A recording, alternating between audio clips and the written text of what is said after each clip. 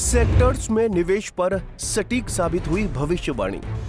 2 अप्रैल को पोस्ट किया था वीडियो। 32 ट्रेडिंग सेशंस में 30% उछला डिफेंस इंडेक्स। रियल्टी इंडेक्स में आई 13% की तेजी। PSU index 7.5% उछला। आप भी एक बार फिर देखिए ये वीडियो। मेरे YouTube पे रेस्टोरेंट नरेश पर आपका स्वागत है। नमस्कार, मैं हूं नरेश कुमार। सबसे पहले उन दर्शकों का धन्यवाद जिन्होंने पेज को सब्सक्राइब किया है, पेज के वीडियोस को शेयर कर रहे हैं, लाइक कर रहे हैं और कमेंट बॉक्स में हमें अपनी राय भी लगातार भेज रहे हैं।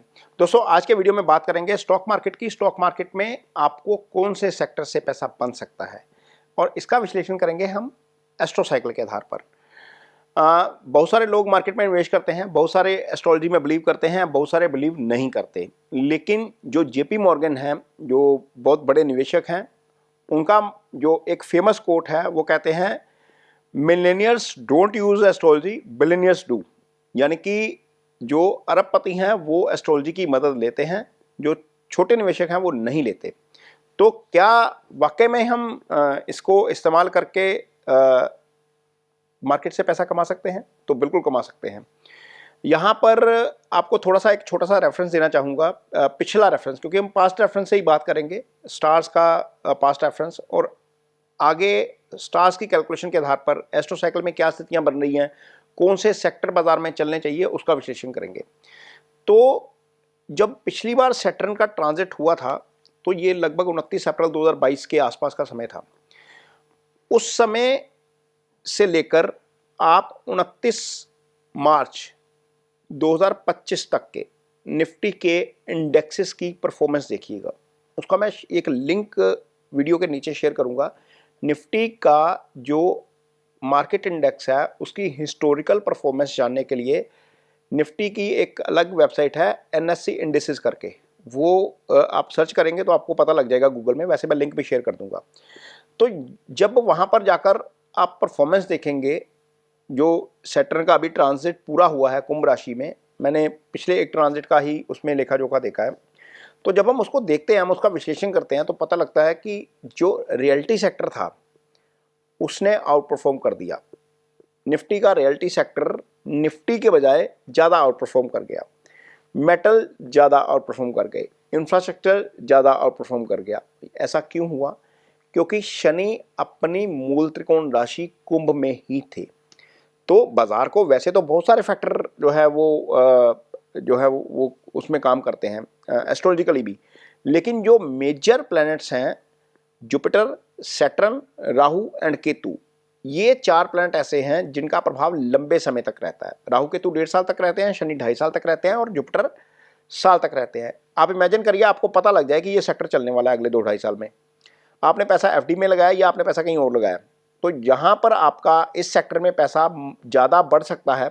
यदि आपको इस चीज़ का पता लग जाए तो आप उस सेक्टर से संबंधित स्टॉक को आइडेंटिफाई कर सकते हैं, और स्टॉक को आइडेंटिफाई करके वहाँ पर यदि इन्वेस्टमेंट करेंगे तो आपको उसका बहुत फ़ायदा हो सकता है। अब ऐसा ही सोना चांदी में भी है। सोना चांदी का भी एक साइकिल होता है, कमोडिटीज़ का एक साइकिल होता है अपना। पिछले साल हमने गोल्ड रिकमेंड किया था बहुत सारे लोगों को, अप्रैल में ही रिकमेंड किया गया था, रादर पिछले साल अप्रैल में। और इस एक साल में, अभी 31 मार्च को जब ये वीडियो शूट हो रहा है, इस एक साल में अप्रैल गोल्ड जो है उसके रिटर्न हाईएस्ट रहे हैं। आप इक्विटी ले लीजिए, आप सिल्वर ले लीजिए, आप कमोडिटी कोई भी ले लीजिए, सबसे ज़्यादा हाईएस्ट रिटर्न गोल्ड नहीं दिया है। ये रिकमेंड किया गया था, ये इंडिविजुअल ग्रुप्स में मेरे जो कुछ क्लाइंट्स हैं उनको मैंने रिकमेंड किया था।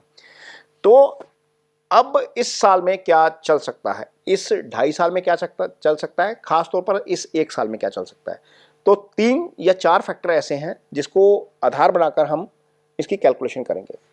तो इस साल जो कैबिनेट बनी है, स्टार्स की कैबिनेट, जब नवमाह शुरू होता है तो कैबिनेट बनती है।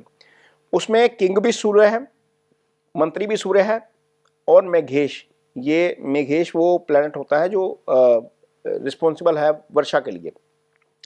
तो जब सूर्य के पास इतना प्रभाव आ गया, 10 में से 3 पोर्टफोलियो सूर्य के पास आ गए, तो निश्चित तौर पर सूर्य का प्रभाव रहना चाहिए मार्केट के ऊपर, और सरकार से जो संबंधित शेयर हैं उनमें पैसा बनना चाहिए, पीएसयू में बनना चाहिए। अब पीएसयू में भी आगे कौन से शेयर? राहु 12 राशि में गोचर कर रहे हैं। राहु मई को आ जाएंगे आपके कुंभ राशि में, मीन में गोचर कर रहे हैं। राहु की अपनी राशि नहीं है कोई भी, ना केतु की है, लेकिन राहु जहां पर बैठेंगे उस राशि से संबंधित फलों को मजबूत कर देंगे। अब अगेन वो मेटल है। मेटल के शेयरों में पैसा बनना चाहिए, अच्छा पैसा बनना चाहिए, बेस मेटल में भी और दूसरे मेटल्स में भी, जो प्रीशियस मेटल है उसमें भी वो भी चलेगा। सिल्वर खासतौर पर आउट परफॉर्म करता हुआ नजर आएगा हमें अगले 2.5 साल में। और इसके अलावा यदि हम शनि की पोजीशन देखते हैं, शनि जैसे हमने पहले एनालाइज किया, पहले बताया कि शनि जब कुंभ राशि में थे तो रियल्टी चला, इंफ्रा चला और आपका मेटल चले। शनि अब मीन राशि में आएंगे तो कौन से शेयर चलेंगे? मीन राशि जो है वो जल तत्व की राशि है। जल से संबंधित जितने भी शेयर हैं वो सब चलने चाहिए। मीन्स वो सेक्टर ये सेक्टर आउट परफॉर्म करना चाहिए। अब जल से संबंधित क्या है? जल से संबंधित आपके पोर्ट्स हैं, शिपिंग है, बेवरेजेस हैं, ये सीधे सीधे हैं। क्रूड भी यहीं से आता है क्योंकि वो लिक्विड है ना, क्रूड भी यहीं से आता है। क्रूड से संबंधित, पेट्रोलियम से संबंधित शेयर ये सब चलने चाहिए। जब मैंने पीएसयू की बात की तो पीएसयू के पेट्रोलियम शेयर की भी बात करेंगे। ये सारे शेयर चलने चाहिए। यहाँ पर आपको अच्छा पैसा बन सकता है अगले 2.5 साल में, जब तक शनि यहाँ पर है 23 फरवरी 2028। ये एक सेक्टर, ये कुछ सेक्टर हैं जो डेफिनेटली आउट परफॉर्म कर सकते हैं मार्केट को। यहाँ पर सबकी नज़र रहनी चाहिए। सेक्टर्स में भी आगे आप शेयर किस तरीके से चुनते हैं ये अलग बात है, ये आपका अपना जो है वो स्टडी है, या आप उसको एनालाइज करते हैं, उसको टेक्निकली एनालाइज करते हैं, आपको उसके फंडामेंटल देखते हैं, उसका आरओई देखते हैं, उसकी पीई देखते हैं, जो जिसको हम प्राइस अर्निंग रेशो बोलते हैं फंडामेंटल्स में। आप उसका क्या क्या चेक करते हैं, उसकी शेयर होल्डिंग पैटर्न देखते हैं, क्या प्रमोटर का शेयर जा तो नहीं रही, पीछे तो नहीं जा रहे, उसके रिजल्ट कैसे हैं, ये सारी चीज़ें आप अल्टीमेटली स्टडी करेंगे। लेकिन मैं सेक्टर आपको स्पेसिफाई कर सकता हूँ। तो सेक्टर में से सबसे पहला ये सेक्टर है जिसमें जल से संबंधित चीज़ें हैं।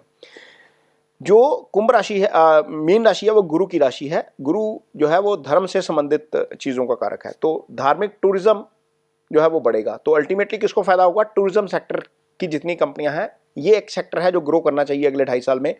वर्ल्ड ओवर जो है वो ग्लोबल टूरिज्म में भी आप देखेंगे कि रिलीजियस टूरिज्म बढ़ेगा। इंडिया में तो बढ़ेगा ही बढ़ेगा, रिलीजियस टूरिज्म बढ़ना चाहिए। और यहाँ पर आपको रिलीजियस टूरिज्म के इर्द गिर्द यदि आप इन्वेस्टमेंट करते हैं तो आपको फायदा होगा। या रिलीजियस जो सिटीज़ हैं वहाँ पर यदि प्रॉपर्टी में इन्वेस्टमेंट होता है तो वहाँ पर भी फायदा होना चाहिए। अब शनि यहाँ पर बैठेंगे तो तीसरी दृष्टि दूसरे भाव को देंगे, तीसरी दृष्टि 2 राशि को देंगे। शुक्र की राशि है ये। एंटरटेनमेंट के शेयरों से दूर रहना चाहिए। यहाँ पर हो सकता है कि पीवीआर में बहुत ज़्यादा अच्छी आपको ग्रोथ देखने को ना मिले। पीवीआर या कोई भी सेक्टर जो एंटरटेनमेंट से संबंधित है वहाँ पर हो सकता है कि कुछ ना कुछ दिखते हैं। सेक्टर से संबंधित चीज़ें जो हैं वो आपको परेशान कर सकती हैं। इस सेक्टर से संबंधित शेयरों में निवेश करने से पहले थोड़ा सा ध्यानपूर्वक स्टडी कर लेना चाहिए। गुरु इस साल रहेंगे 3 राशि में। 3 राशि गुरु की जो है वो मूल त्रिकोण राशि के सामने की राशि है। ये बुध की राशि है। अब मिथुन में कुंभ रहेंगे तो ये सारा जो ट्रेड होता है कमोडिटी का, एग्री ट्रेड खास तौर पर, ये सारा इसी से आता है। जब गुरु इस राशि में बैठेंगे तो निश्चित तौर पर एग्रीकल्चर से संबंधित जो कंपनियां हैं वहां पर आपको फायदा जरूर मिलता हुआ नजर आना चाहिए। Definitely agriculture sector out perform कर सकता है। बैंकिंग से इस साल बच के रहना चाहिए। बैंकिंग हमने देखा है कि यदि हम निफ्टी का चार्ट कंपेयर करेंगे पिछले कुछ साल का और बैंक निफ्टी का कंपेयर करेंगे तो बैंक निफ्टी जो है वो अंडर परफॉर्म है एज कम्पेयर टू निफ्टी। यदि हम निफ्टी और बैंक निफ्टी दोनों को परफॉर्म करेंगे इन टर्म्स ऑफ परसेंटेज तो बैंक निफ्टी अंडर परफॉर्म है, ये आगे भी अंडर परफॉर्म रहेगा। बैंकिंग में दिक्कतें जारी रह सकती हैं और यहाँ पर जो है वो थोड़ा सा बचना चाहिए। इस सेक्टर में हम बचेंगे, यहाँ से वीनस वाले सेक्टर से हम बचेंगे। ये 2 सेक्टर जो है यहाँ पर बच के रहना चाहिए।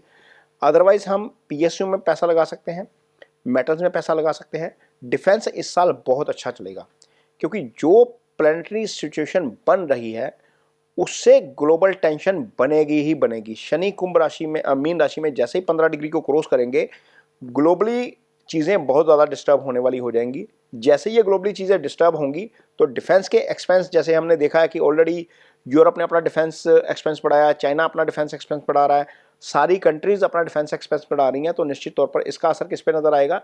डिफेंस के स्टॉक्स के ऊपर। डिफेंस से संबंधित स्टॉक्स, डिफेंस से संबंधित आपके म्यूचुअल फंड, ये डेफिनेटली ग्रो करने चाहिए। यहाँ पर ये सेक्टर एक अच्छा सेक्टर है।